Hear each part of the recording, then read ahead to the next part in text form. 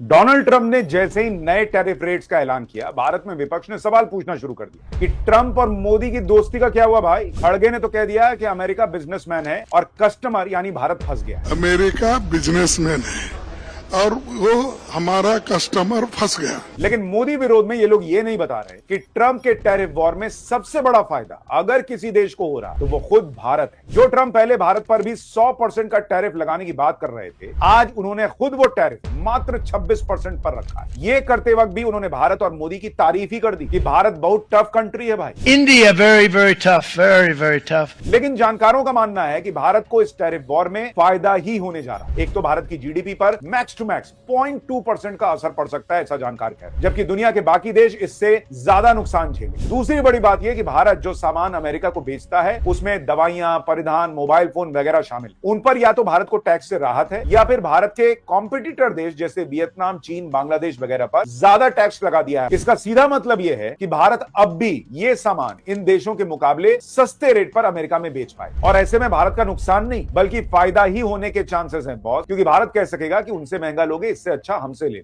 दूसरी बड़ी बात कि भारत अभी भी इन रेट्स को और कम कर सकता है अमेरिका के साथ डील को बेहतर बनाकर, यानी भारत का फायदा ही होना है। आपकी राय क्या है, कमेंट जरूर कीजिए।